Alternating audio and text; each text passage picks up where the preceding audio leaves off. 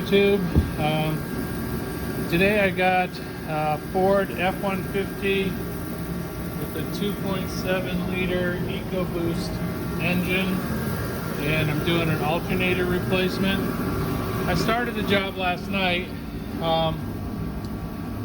and realized there really aren't any decent videos for the 2.7 liter, and so I thought I would at least try to catch you up and give you some pointers to get started. I apologize for the background noise. It's 15 degrees and I have my furnace blowing.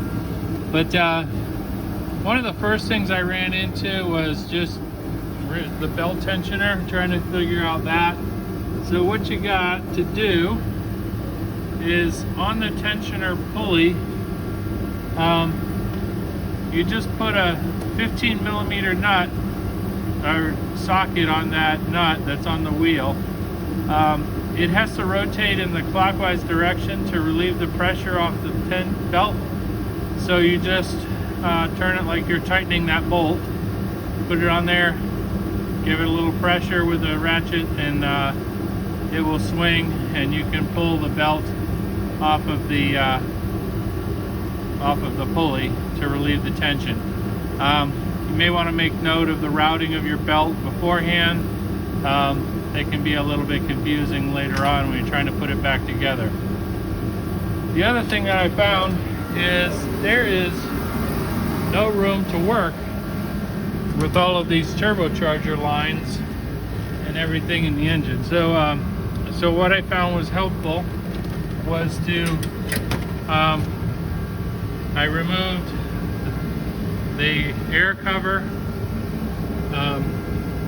the air intake cover. Then there's some air lines that go from this connection down to this connection from the air intake. It's a couple of hose clamps. So the part looks something like this. It actually goes in upside down like that, so you have a connector here in the back to release. I'll show you these connectors. There's a little bit of a trick to that. So you take that out of your way. Then there's another line that's conveniently in your way too, and it runs from the bottom side of this down to the air cooler at the very bottom. It's pretty simple to remove. The line looks like this, and there's this little connector attachment at the end. You just rotate this gray band. That will bring in those locking tabs. Hard to show you on hand. There you go. You rotate that, and then you just pull it off because it's an O-ring too. Same thing on both ends. So really easy to remove. It'll save you a lot of headache when you're trying to get access. The alternator is in this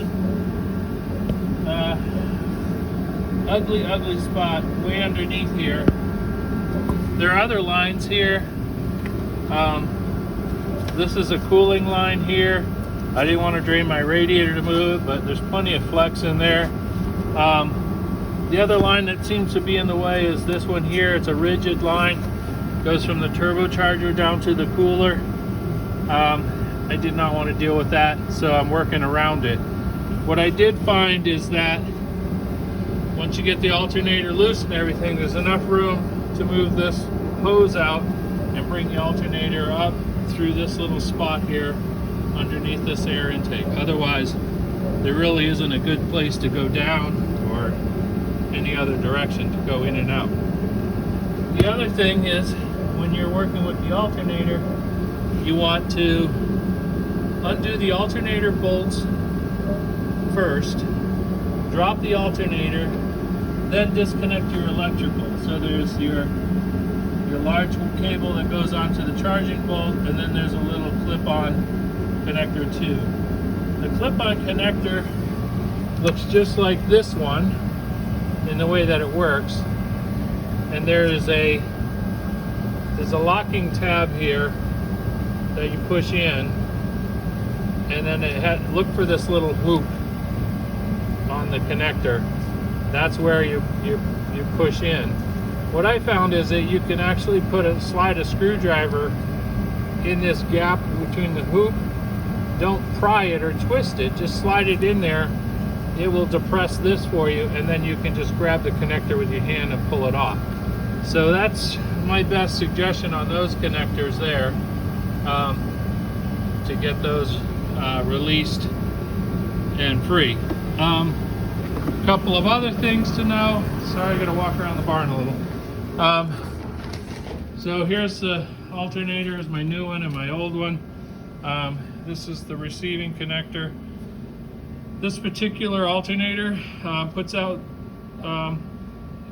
14 to 15 volts to charge your battery, but it also has a 110 AC output because it provides AC to your vehicle if you have the 110 inverter option and stuff like that as well.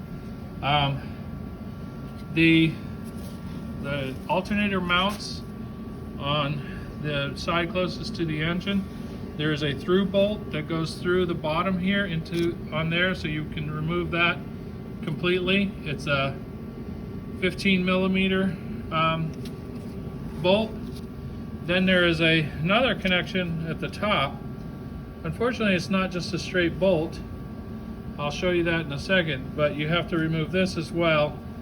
Once you have that, you can work the alternator loose. So what you do is you take your bolts out, work your alternator loose, then you can drop the alternator and turn it so you can get access to the electrical connections. So with this change, you're going to remove your alternator from the block, rest it, disconnect your electrical connections, then it's free to take out. Now, this little top bolt here, what it's actually made up of,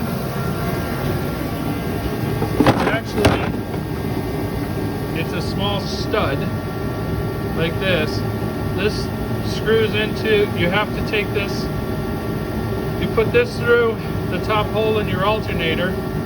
There's a hex end here, I think it's a 7 millimeter. You have to screw that in place. So this has to come out of the engine block before you can remove the alternator, because there's no way to swing it or slide it because of the other two ears on the alternator. And then that bolt, then it's after it's installed, this is actually what's screwed onto the stud to hold it into the engine. So those two things have to be completely removed to get it out of there. So that's sort of where I'm at right now. So I'm in the process of putting it back in. So I'm going to get my alternator down in through this space, get it down, rest it down below.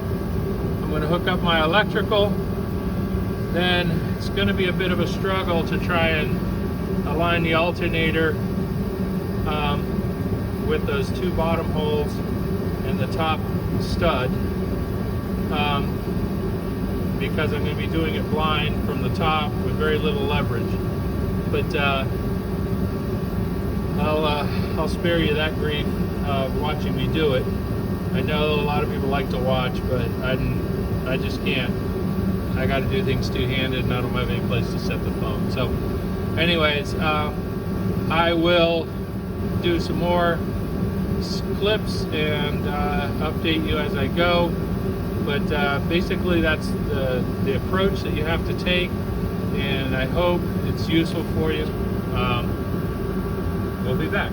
Okay, I've got it in. I'll show you in a minute. Just one tip. What I did, since it's heavy and you don't have a lot of room, you got to kind of drop it in with one hand and stuff. One thing I did, I used a wire, but you can probably just put in this bottom bolt in here and use that as a handle to carry it, to put it down in there.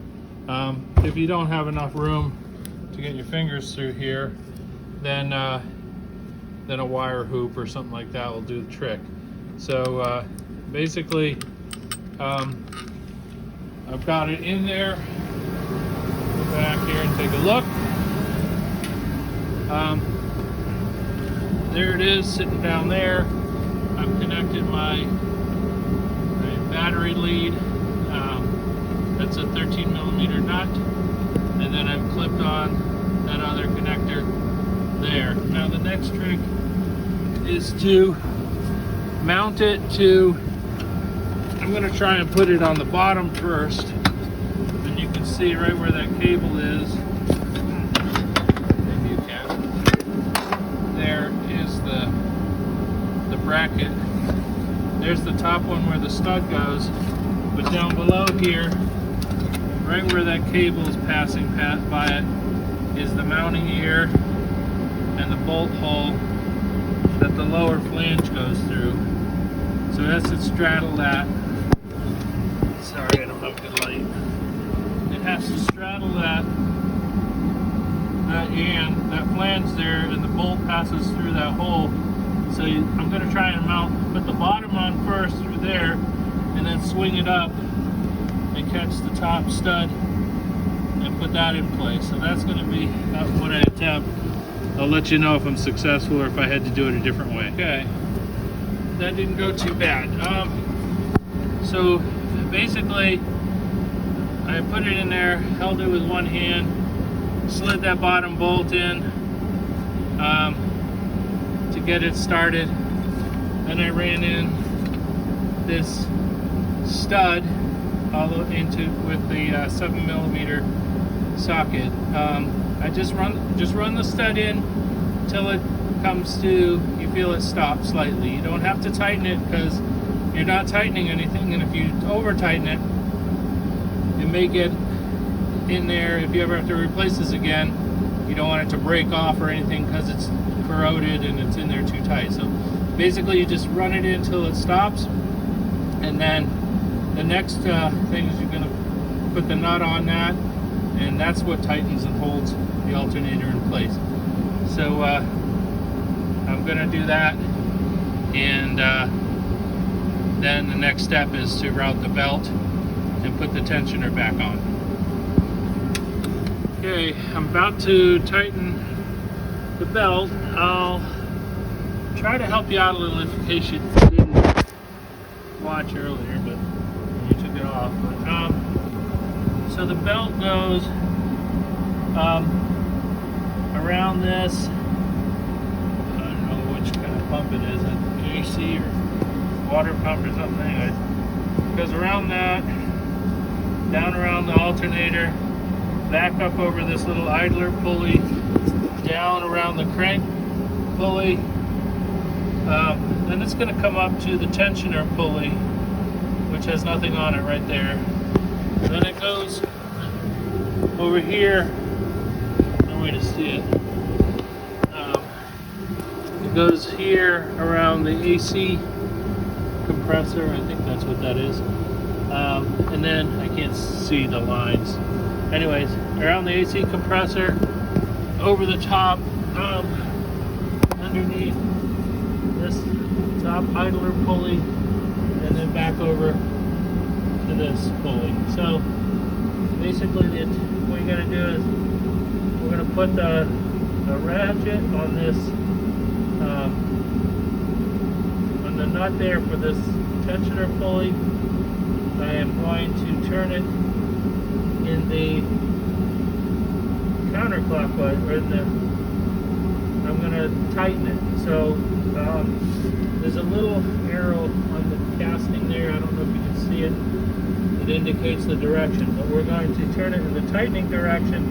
We will swing that pulley down, and I'm going to slide the belt up over the top of it. In order to do that, I'm going to have to put the extension of the socket underneath the belt so that it's not in the way when I try to slide it up over there. So anyways, that's what I'm going to try and do. I don't know if there's a place I can perch this phone to try and record it for you. I'll try. Sorry, there really was no place to put the phone, but just so you have little perspective here. The belt goes around the AC compressor. There's around the tensioner down below the crank. It goes past from the crank over another idler pulley down to the alternator, which is back there, up from the alternator onto this other clutch pulley, and then from the clutch pulley across this idler, underneath that idler, and then back to the AC compressor. So that's the route. It's all in place now. You got to check to make sure your belt is sitting in the grooves, to make sure that you haven't wrapped around anything. Like, it's easy to wrap underneath this crank here. There's a couple of sensors right here, and if your belt has to go slip right in between that sensor and the crank. If you get it wrapped around that, you're not going to have enough belt, or you're going to lock your belt and it'll snap as soon as you start the engine. So anyways, that's the routing. You really don't have a lot of extra belt, so if it's not routed right, it won't reach, or if it's too loose, you've missed something. So anyways, that's all I can tell you about belts. You'll figure it out. I'm sure you can do it. You're watching this video, you have the confidence to do it. Okay, I got my lines back in. The air line that went underneath here, up from the air cooler, and this bent elbow fitting with the T. There's little notches in the gaskets that go onto. They show you where they go on for the alignment. Use a 7mm nut driver on those clamps. You don't have to over tighten the hose clamp. I'm just going to strip it out if you do. Remember to hook up your connector here on the back of the sensor here for the air intake, and you check everything else out. Next, I'm going to attach my battery terminals. I got it on a charger right now because my battery was run down. So I'm going to put a little terminal protector on there. Helps prevent the growth of those little crystal gardens. And hook it up and start it up and give it a voltage test. So we'll see how that goes. Okay, I'm actually recording this at the end, but I'll splice it in at the beginning if I can have a chance. So I got this. I had a battery, the warning, the battery charger service warning that you probably got as well. So the first thing I did was make sure the battery was good. My charger will tell me if there's something bad with the cell. That you can always go to a parts store and they'll put a load test on your battery to see if that's good or not. But basically, what you want to do is you want to check things out. I'm going to do a voltage check. So the first thing you want to know is like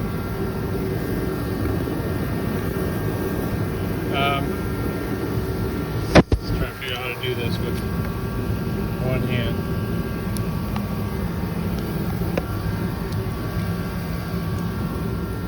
So I'm putting my leads on my positive and negative terminals. Check my voltage. I got 12.46 volts.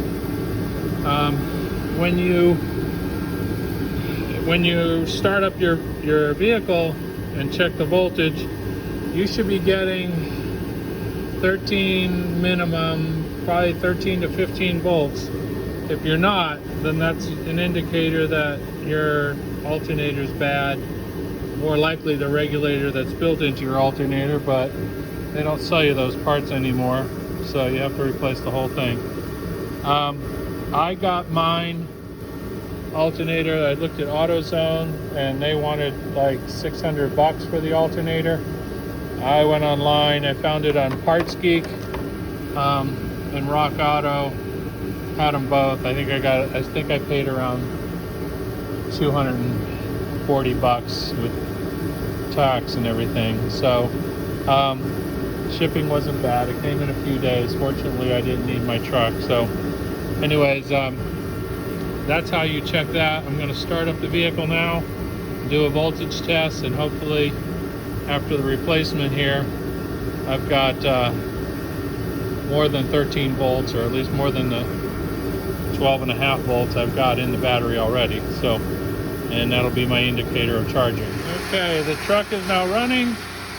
I'm going to put my leads on here,